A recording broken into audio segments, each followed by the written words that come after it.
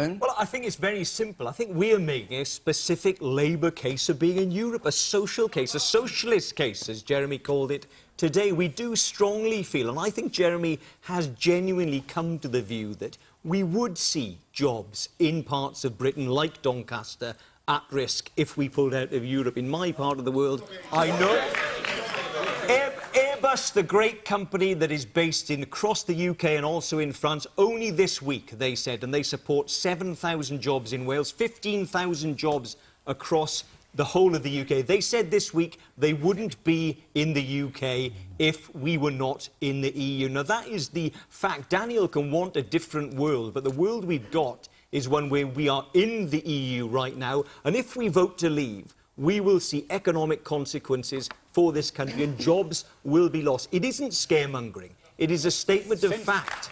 Right. Since the referendum was declared, we have created more jobs here than in the other 27 member states put together. There's been more investment here than... So plainly, in the real world, the world of evidence, not supposition, there is no lack of investment coming in. We had exactly these arguments about the euro. Everyone said, oh, we'll be left and the investment will go away and unemployment will rise. Not only did that not happen, but it did happen in the eurozone. Can you name, Daniel, a single senior business person or a big company in this country who is advocating Absolutely. that? How many? Absolutely. I would rather trust award-winning exporters like JCB, like Dyson, like Tate & Lyle, like Legal & General, rather than some mega banks. Let's do this. This listing is very, very boring.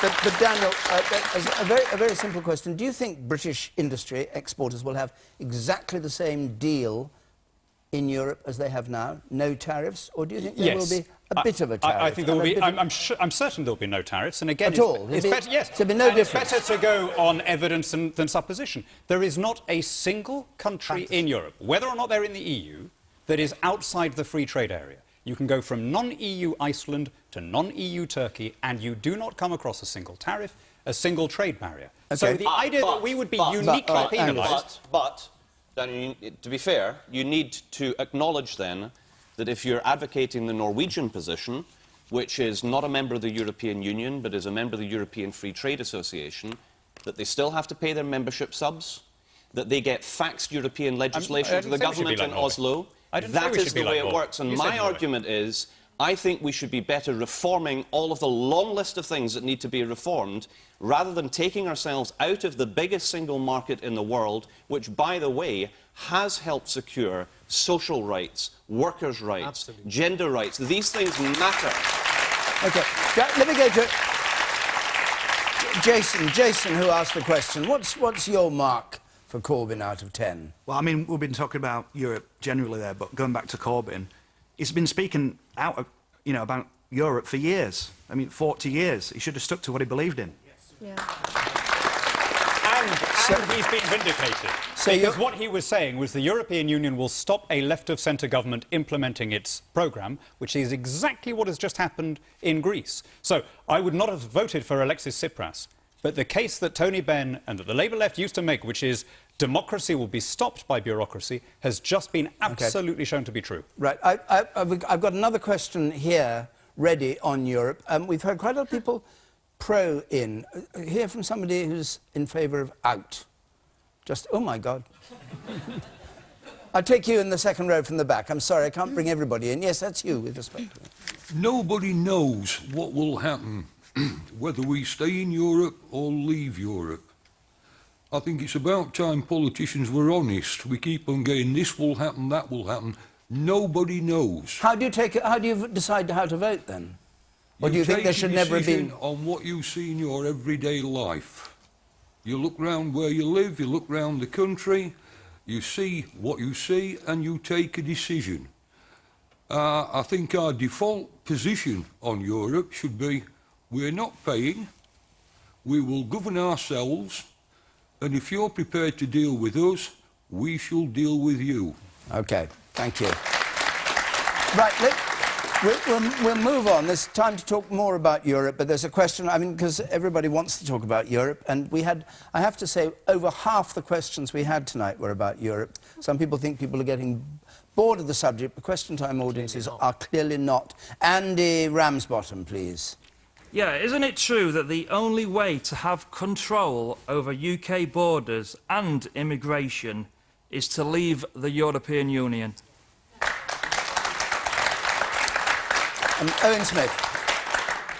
Well, I think it's clearly true that if we weren't in the EU and we wanted to be out of the single market, then we could exercise greater control. We could stop having free movement of people. However, and Angus raised the question about Norway earlier on, the reality is, the plain truth is that all of the countries outside the EU that want to enjoy the benefits of trade, Norway, Switzerland, also are subject to the same rules about free movement of people. So Norway, for example, has a higher proportion of immigrants versus its country than the UK does. So does Switzerland. And they also have to enact in their own national legislation all of the EU rules. Why do you And they assume the also- same thing would happen to Britain, which Well, is a because far larger because I country think- than Switzerland, Norway or anywhere else you because mentioned? I think that the gentleman who said a moment ago that we don't know what's going to happen, he's right, we don't know precisely what's going to happen, but I think as politicians we've got a duty to lead and try and suggest what we think is likely. And on the basis of history, on the basis of what we see around the rest of Europe, the most likely scenario is that for us to be able to enjoy all the benefits of trade and take part in the biggest market across the world, those 500 million people to whom we can sell and from whom we can buy, we'll need to play by the rules. All right. So yes, Yeah. we can exercise more control, but at what cost? Jenny Jones. I don't think that in or out is going to make much difference to levels of immigration because we have a moderately healthy economy. People are always going to want to come and to get a piece of it and to work here. And personally, I think migration is a fantastic thing because we need migrants. I'd just like to point out that migrants here in Britain pay more than their fair share of taxes and they actually take less than their fair share of benefits. And so migrants are actually You're not a being too great extra. thing for Britain. The NHS would fall over without enough migrants to fill the nursing jobs, the service providers, the doctors. But you're saying you think there's no difference in your view in the ability to control immigration, even though every of the 550 whatever it is million people in the EU have the right to come here without question. You don't think leaving the EU will make any difference? I don't. I really don't. I think that I think that migrants are always going to want to come here. It's a very attractive country, and the fact is we need them. No, but problems... sorry, the difference is at the moment, you have to let them in.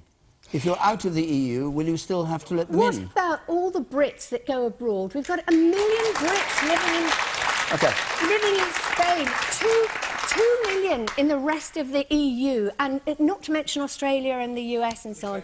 We are migrants too. All right. And we have to accept that they are a great thing. Dear Chakravarti. Well, as a first-generation immigrant, I happen to agree with Jenny. Migration can be a great thing. But the point... But I would like to take it back to the point I was previously making about the EU, that migration can be a great thing. Free movement of people has benefited, countries over the years. But to the world outside the EU, it still looks very much like a cartel. So if you are outside the EU, even if you have a skill which you can very well sell to the UK or the EU, you can't bring it in here as easily as you can if you belong in the EU. So for all its ideals of free market and free world, the EU is not really that free to the people outside that bloc. And I think that is a problem in an increasingly global... Do you have a view world. about the level, which clearly Andy does, a view about the level of immigration? I mean, you say if we left the EU, then it wouldn't be automatic you would get in. You're suggesting it'd be easier to get here from outside the EU than it is at the moment. I mean, you came from Bangladesh here, and you think it will be easier for people from Asian subcontinent places to come here than it is now? What I'm suggesting is it would perhaps benefit the country to have a system where the country can decide what skill sets people coming in can bring into the country. Okay. I think that makes a lot of sense. Okay, the woman there. Are you going to you? Yes, you. Yes. Simplify it. I want my country back and I want freedom. And when you say you want your country back, what do you mean? I don't believe our country's free anymore. You only have to look at the European Union and what's going off there. I want my country back. I want Britain to be Britain. I just want... We're all so frustrated with all this talk about the EU and all this rubbish we're hearing. That gentleman there in the orange tie, he knows what goes on. He knows what goes on in Europe. Absolutely. You wouldn't believe the half of it. All right. And Angus Robertson, would you like to answer her point directly? Well, I think there's a challenge because outside the European Union, the UK and other states are able to exercise border controls. And within the European Union, there is free movement of citizens within the European Union. And we need to understand that there's a balance, because there's also rights to UK citizens, the rights of those 1 million people from the UK who live in Spain, the 300,000 people from the UK who live in France, the nearly 300,000 UK passport holders who live in the Irish Republic. There are huge advantages to people from the UK to be able to live and work elsewhere in Europe But too. do you accept what Andy said, which was the only true way to have control over the borders is to leave the EU? Yes is the answer, but that is not what I want, because I'm in favour of people from this country being able to live and work elsewhere in Europe too. I think we need to be honest. We need to be honest. This is about sharing sovereignty, and there are upsides and there are downsides. And anybody who is suggesting that there is not an issue with migration, with the difficulties of millions of people who are fleeing for their lives, please, and let's not forget that, from Syria and elsewhere. And we have responsibilities to deal with these issues, but let's not simplify it down to being simply an issue of leaving the European Union and everything will be fine, because it will not. Okay. It will not. You sir there on the side. Well, if I come out of the European Union and I want to work in France, if I've got the skills, they'll let me work in France. Why do I have to be in the European Union for that? All right, and the woman in red there, with the spectacles in the middle there, yes. I absolutely think that we should stay in Europe, because we're talking about the people in Britain that are going outside of the country to work in the rest of Europe, but what about all of the national companies that have come here to build their factories, you know, the car manufacturers here, and sell their products here? If we're not part of the EU, they're not going to be able to sell their products to people all over the world who have got trade agreements with the EU, and it could take years for us to make those trade agreements ourselves. Daniel? So what about those jobs? I think the key word in Andy's question was control. I'm in favour of legal immigration, economic migration. I think this country benefits from the energy and enterprise of people who are prepared to uproot themselves and cross half the world in some cases to come here. And I also think we're a generous country that will always make space for people who are in need of sanctuary. But if we are to accept a measure of net inward migration, what we ask in return is a sense that we are roughly in charge of who comes in and in roughly what numbers. And as long as we're in the EU, we have no such sense. Now, and we have a crazy policy where we have to open our borders to 600 million people who happen to hold EU passports. But as Dia says, this means that in practice, we have to keep out people who may have family links here, whose families may have fought for us in the 2 wars when we were most in trouble. There will be Brits of Commonwealth origin watching this programme now who have had huge difficulties, bringing auntie over for a wedding. I mean, never mind, not trying to settle here, right? Because we've had so severely to restrict our visas for non-EU nationals in order to free up unlimited space for people with no connection to this country. I think that's unfair. I think it's immoral. And I also think it makes no sense economically. One more point, if I may. The migration crisis, like the euro crisis, is deteriorating before our eyes. Now, because we kept our border checks, because we didn't join Schengen, and because we kept the pound, we have other options. We don't need to make those problems our problems. And the choice we face on the 23rd of June is, do we want to embroil ourselves in the bailouts and the more integration, everything else that is coming because of the deteriorating crisis on the continent? Or shouldn't we follow a different trajectory, reorienting to the wider world, i.e. the bits of the world that are in fact growing? Thank you. Right. You seem to have got your passport there. You don't need a passport for Doncaster.